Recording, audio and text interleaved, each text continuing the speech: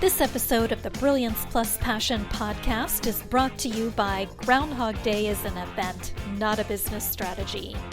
Are you ready to finally solve those pesky issues that keep holding back your business success and never seem to go away? Embrace the power of the S.P.R.I.N.G formula that unearths the issues and opportunities burrowed beneath the surface, and grow your business so you thrive from your intersection of your brilliance and your passion. Claim your copy today at www.thegroundhogbook.com. Welcome to the Brilliance Plus Passion podcast. Join us as we celebrate entrepreneurs, business creators, and brilliant minds who reveal what they are doing to make the world a better place by being part of it. Be sure to visit our website at www.brilliancepluspassion.com. While you're there, subscribe to us via your favorite network. Now sit back, lean in, tune in, get your notepad and 2 pens ready, and let's get started. My name is Adam Homey, and I am honored once again by your wise decision to tune in and invest in yourself today by checking out the Brilliance Plus Passion Project. Here, we interview change makers who make the world a better place by being part of it and by their contributions to it. We've interviewed scores of entrepreneurs, corporate leaders, and even folks who are neither entrepreneurs nor corporate leaders, but have a special message that they want folks to share. We do have some of those on every once in a while, so we like changes of pace and we like to vary things up a bit. What we are going to do today is we're going to have a conversation with somebody who's been a member of my Facebook group, somebody who I've had a number of dialogues with, and I'm so happy to not only speak with him for the first time verbally, but also introduce him to you. His name is David Chametzky. He is a mentor, podcast host, and speaker, and we are going to discover more about him, but I'll just share with you very briefly. He's the host of the internationally acclaimed Peace, Love, and Bring a Bat podcast. He has spoken on various stages, including TedX Farmingdale, and using many different techniques, as well as 30 years of corporate experience, he brings his unique authenticity to everything he does. I like him. You're going to like him. So, David Chametzky, welcome aboard. It's so great to have you here. Oh, thanks so much. I'm glad you like me, and that's all that really matters at the end of the day. All right. Okay. First question. Let's dive in with a bang. How does the work you do make the world a better place for your clients, customers, and the world at large? Let's hear it in your words. I just teach everybody their reset buttons. And the really powerful part is that we all have it within ourselves. You know, once we can heal ourselves, we can then heal other people, making that change in life and just in so many different ways. But that's the biggest way, is knowing the way to find your path. Find your path. Okay. Bookmark this, because I'm going to circle back to this toward the end if we have time. What is it exactly that you do? I mentioned you're a podcast host. I mentioned you do mentoring. But what is it like? What are the products and services? So, well, with mentoring, it's a lot of different things. So sometimes it's overcoming some challenges and obstacles that are in our path. And what does that mean? It could mean a lot for some people. I mean, I've worked with CEOs as well as individuals. So it all depends on what your obstacles are or what you see. And for me, mentoring is a lot different than coaching. And you can toy around with the words, but I don't send in the plays and tell you what to do. You tell you what to do. I can give you other alternatives. Yeah. Other perspectives. And that's really what it comes down to, is learning a little bit about each other and finding a different way, because we never expand ourselves or rise to that next level when we only see it our way. Absolutely. In your experience, David, what are the 3 most common questions people in general have when asking you about what you do? You know, like the frequently asked questions. Yeah. So the frequently asked questions are really, how'd you get here? So with that answer, the question really is I got here because I had put myself into therapy, and I had some obstacles, and then I started learning some of these techniques. And I'm not a therapist, so I make sure I clearly, stay in my lane. And if you need a therapist, I highly recommend it. But there's ways to reduce your stress, and that's the next question: is so what do? You're not a therapist. You really can't talk about stuff. Well, one of the techniques that I learned was called havening, and it's a Yeah. psychosensory touch modality that helps you reset yourself. So Hmm. when I go on stage and I talk to people, I'm like, you just start rubbing your hands, you'll calm yourself down, which is true, and it's because of how your body reacts. Yeah. So the truth really comes down to is when that really happens, that's a change in your body, your mind soup, your brain soup. And that's one of the things that people go, really? Life could change just by rubbing your hands? Yeah, it can. Now, to do some other things, you need to do a little bit more than that. But that reset button is always the most important part. And the last question that a lot of people ask me is, how'd you get here? And what I tell them is, I became a pathfinder of resilience because we go through our life on a path. Ram Dass says we walk each other home, which is true. But the real truth of the matter is, as we're on that path, it's not a straight line. I don't know anybody, and I don't know you well enough about your life, Adam, but I'm sure your life has not been a straight line Oh just no. from A to B, right? No, Oh we no. all have gone through lots of different challenges, and we might have grown through each other, and that's the really important part is learning that resilience. And I talk about that through my Phoenix program, my Phoenix Mindset program. Yeah. Bookmark this as well, and I'll make sure we have time to come back to this. Even go a couple extra minutes. Sometimes, in order to see the future, you have to look into the past. 100%. That's one of the things I really created during COVID. This Hmm. word called kluberty, and Cluberty. Kluberty. Yeah, it's like that moment in life you get a clue and you're like, "How did I get here?" I'm a Hmm. pretty good guy. I didn't see things the way that I others maybe had seen things. I might not have even reacted in the right way, but it's one of those clues that I want to do something differently, and I want to do something better. I don't want to just Yeah. do it differently. I want to be better. I want to be the person that my dog thinks I am. Your cat thinks you are. Well, my cat's right here. I Yeah, don't know if you can see her in the yeah. video. I saw her. I saw She's her earlier. actually. You can see her ear, but Yep. she's actually being relatively calm right now, and I'm trying to encourage that. Right. Yeah. Our cats really don't think about us. They just think about us how we serve them. But a dog Yes. does look at us as, oh my God, they're amazing. They have Mhm. opposable thumbs. How can they do that? But the real trick is to learn through some of the challenges we've gone through. And I didn't realize how many of the challenges and what I was still carrying along with me prior to COVID to where I'm at now. I'm a different person in so many different ways. Okay, I can certainly see that. Now, what are a few questions you wish people would ask you? The one question that people do ask me, why don't you smile more? I look Okay. very serious, but I'm not.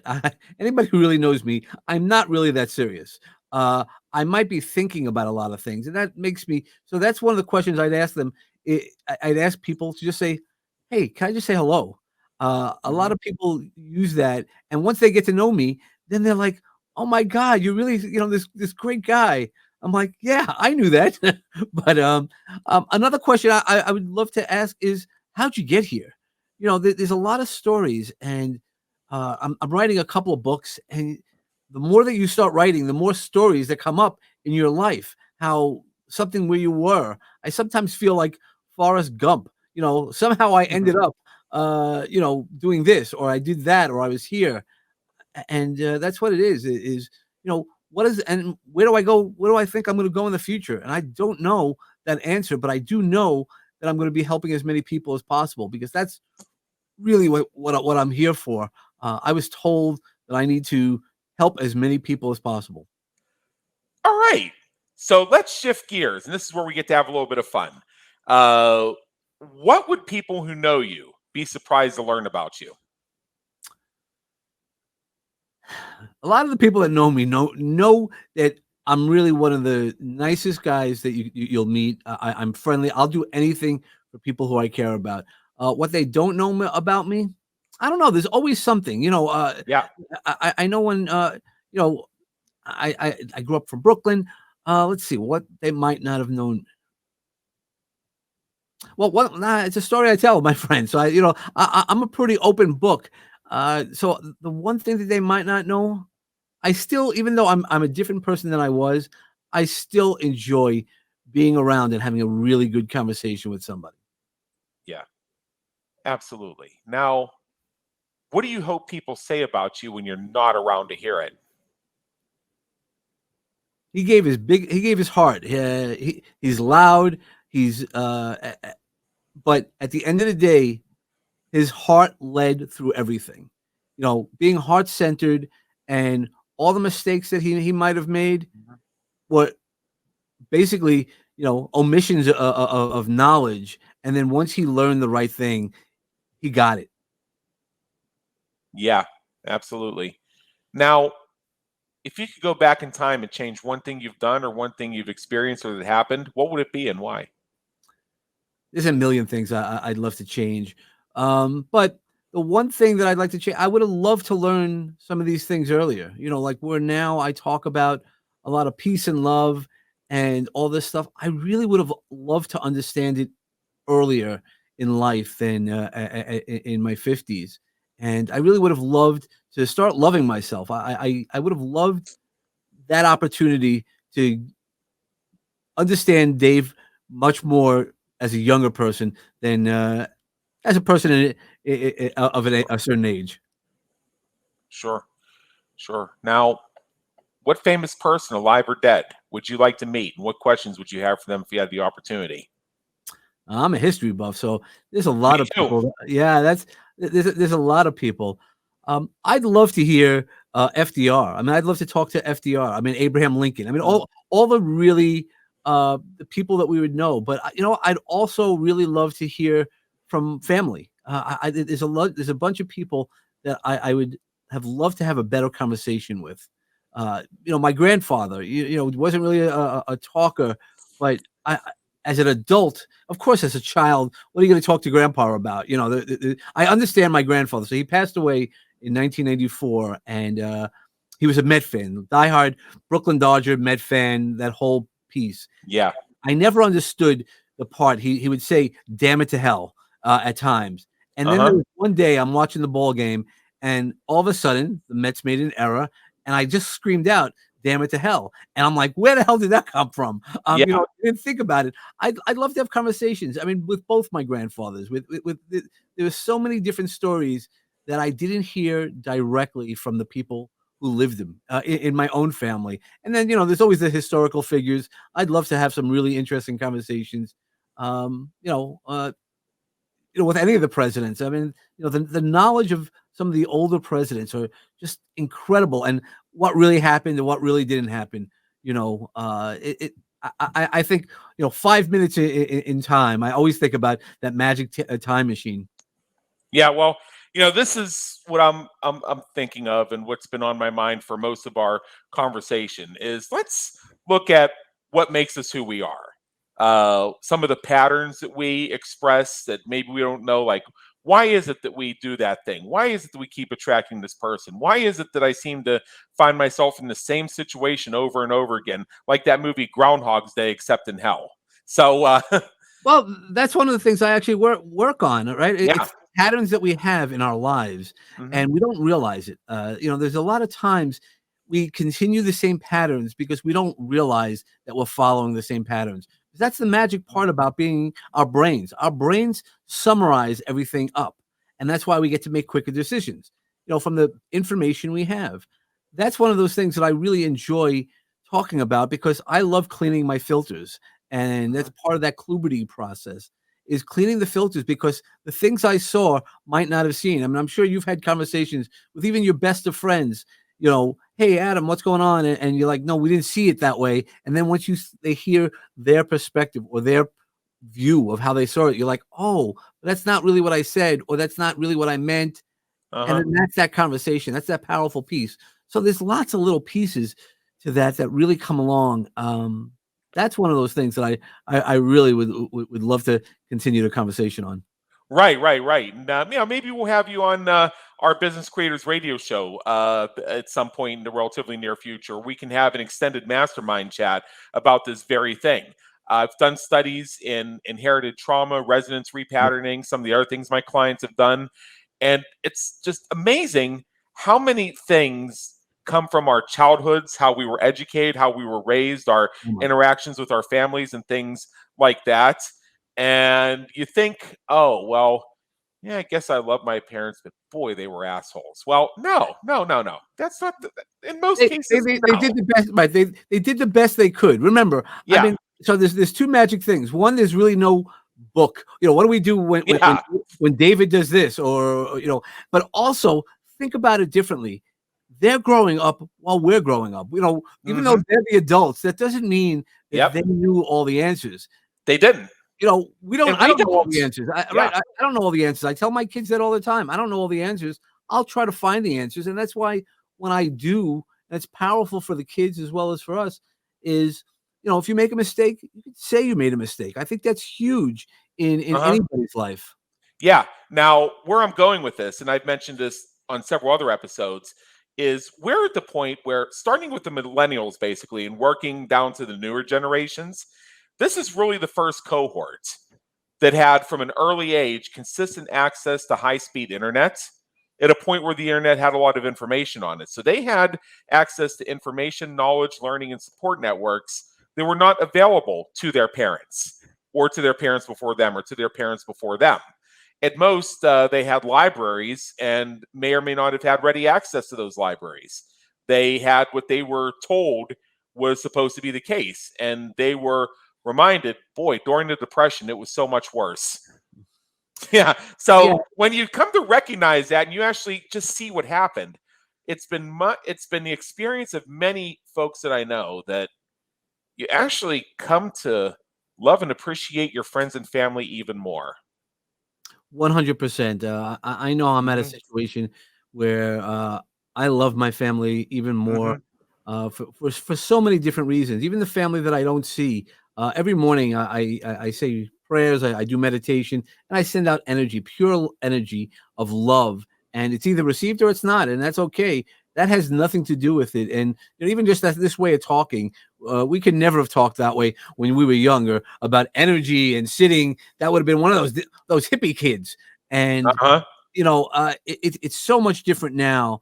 And even with all the knowledge, so now there's almost too much knowledge, because you and I Yeah. can write, with knowing our history backgrounds, we can write a whole bunch of different great stories. None of it Oh might be yeah. true. And if it's out there on the internet, people look at it. And that's, part of the challenge. That's why I always say, be your most authentic self. And then you don't have to fake anything else. And, you could take information from all over, but, see where it comes from. Yeah, see where it comes from, see what ultimately makes it resonate with you. So we're actually pretty much at the top here. There is one question I have for you, and bear in mind, in a moment, I know you have an invitation for our listeners. I'm going to share that invitation for you. But in general, what is one action you want our listeners to take as soon as they finish listening to us today in just a couple minutes? Sure. Find a charity. One of the big things that I really enjoy talking about is my goons for good. We all know somebody, and Yeah, that's really what it comes down to. Find a charity. Not talk about money. Spend your time with people who need assistance. There's a million of them. I don't know, by the time that this will come out, it'll probably already be past. But I have this charity event this coming Friday. I'm always mhm, doing charity work because it's paying it forward. yeah. One of my mentors, Frank Shankowitz, always said everybody could do something. And really, that's all I really want everybody to do. If we all help the world just that little bit, the world's going to be a better place. All right, so here is the invitation for our listeners. If you find that David has something you enjoy hearing, if you feel strongly that he's somebody who can benefit you in this journey, you he will gladly buy you 20 minutes of his time.